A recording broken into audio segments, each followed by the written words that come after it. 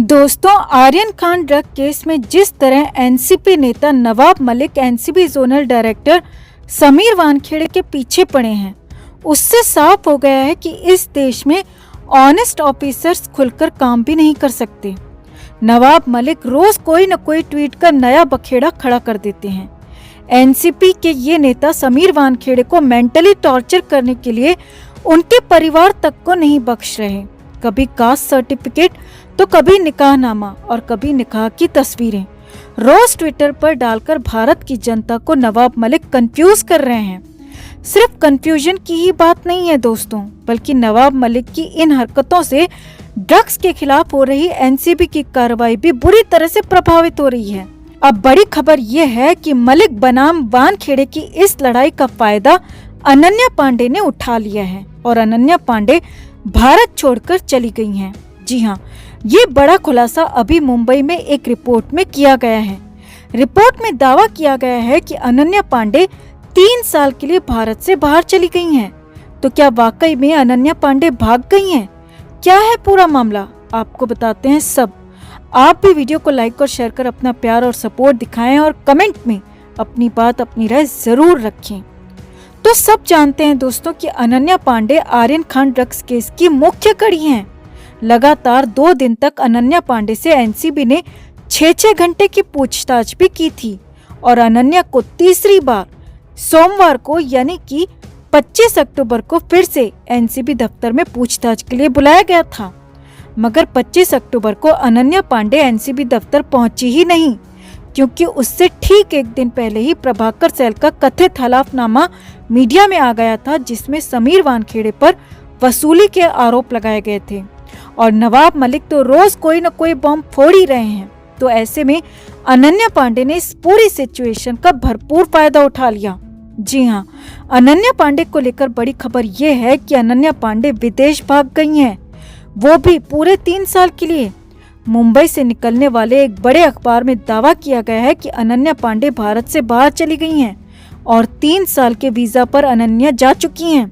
Report में दावा किया गया है कि अनन्या पांडे और उसके परिवार के साथ ही अनन्या की लीगल टीम को पता चल चुका था कि 25 अक्टूबर को अनन्या पांडे की गिरफ्तारी तय है।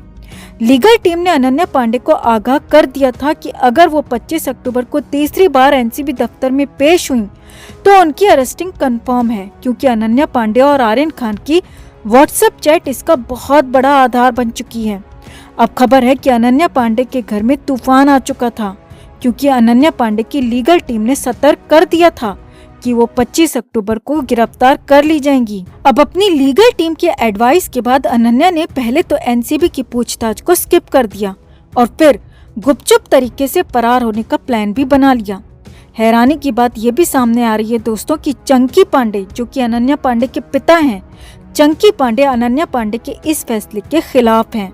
चंकी पांडे नहीं चाहते कि अनन्या अब कोई भी ऐसा कदम उठाए जिससे उनकी परेशानी और बढ़ जाए। मगर खबर है कि अनन्या पांडे ने अपने पिता की एक नहीं सुनी और वो मुंबई एयरपोर्ट से सीधे किसी और कंट्री में लैंड कर चुकी हैं। जब से आर्यन केस में अनन्या पांडे का नाम आया है, तब से ही चंकी पांडे लगातार वकीलों से सलाह ले रहे हैं। हर जगह अनन्या पांडे के साथ जा रहे हैं।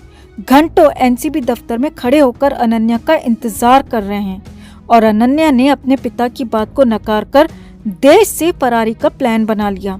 इसी रिपोर्ट में दावा किया गया है कि अनन्या पांडे ने फरारी के लिए 3 साल का वीजा भी बनवाया है, क्योंकि फिलहाल अनन्या किसी फिल्म में काम नहीं कर रही हैं।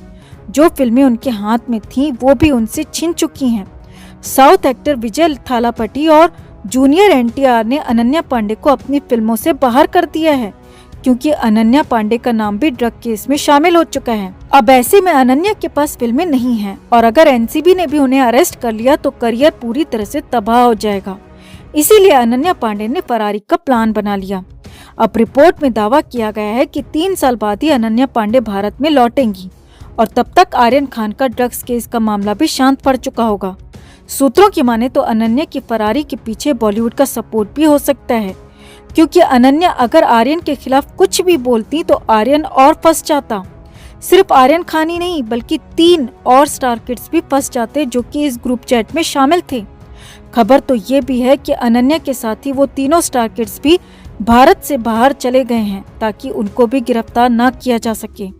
अब अगर अनन्या पांडे की फरारी की खबर सच है तो ये आर्यन केस में बड़ा बदलाव ला सकती है। तो आपको क्या लगता है दोस्तों, क्या सच में अनन्या पांडे फरार हो चुकी हैं? क्या अनन्या गिरफ्तारी के डर से देश से भाग गई हैं? और अनन्या का ये कदम क्या उनकी मुश्किलें और बढ़ा सकता है? आप क्या सोचते हैं? कमेंट में आप भी अपनी बात, अपनी राय जरूर रखें और वीडियो को लाइक और शेयर जरूर करें। तो आर्यन खान लंबा समय जेल में काट चुका है। अनन्या पांडे की गिरफ्तारी की तैयारी चल रही है और इस बीच जो खुलासे हुए हैं, जो सबसे बड़े खुलासे हुए हैं, वो भयंकर खुलासे हैं दोस्तों। और ये खुलासे अनन्या पांडे आर्यन खान की चैट से हुए हैं। अनन्या पांडे यहाँ पर पैडलर का काम कर रही थी। जी हाँ, इन चैट्स के मुताबिक आर्यन की पहली पैडलर अनन्या पांडे ही है और चैट के जरिए इसका पर्दाफाश हुआ है। आर्यन अपने लिए ड्रग अनन्या से ही मंगवाता था और अनन्या के ही जरिए बीट या फिर कोकीन की व्यवस्था होती थी। और जैसे ही अनन्या पांडे को आर्यन से ऑर्डर मिलता, वो तुरंत ही आर्यन के लिए इसका बंदोबस्त करती, खरीदती और फिर आर्यन तक पहुंचा देती।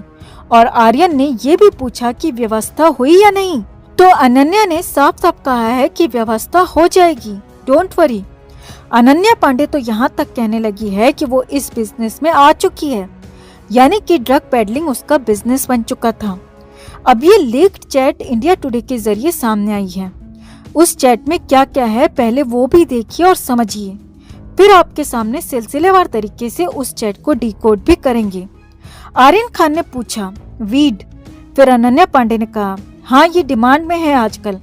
उसके बाद आर्यन खान ने कहा मैं तुमसे ये सीक्रेट अंदाज में लूंगा। और फिर अनन्या पांडे ने कहा हाँ ठीक है। ये पहली चैट है जिसमें साफ साफ देखा जा सकता है कि अनन्या पांडे और आर्यन खान की वीड को लेकर बात हो रही है। आर्यन खान आगे कहता है कि वो अनन्या से इसे सीक्रेट अंदाज में लेगा और फिर अनन्या जवाब देती है कि हाँ ठीक है, वीड मिल जाएगी। अब दूसरी चैट देखिए। इस चैट में अनन्या पांडे कहती है अब मैं इस बिजनेस में आ गई हूँ। आर्यन खान तुम खरीद कर लाई या नहीं?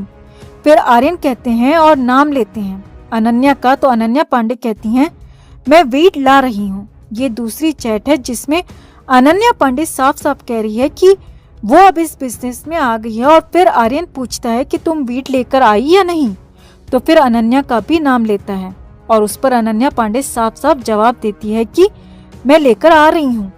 यानी कि पूरा का पूरा धंधा खुलेआम चल रहा था, रैकेट चल रहा था। कोई पर्सनल कंजम्पशन वाला मामला नहीं है दोस्तों, बल्कि लगातार ये धंधा चल रहा था। अनन्या पांडे खुद मान रही है कि वो अब इस बिजनेस में आ गई है।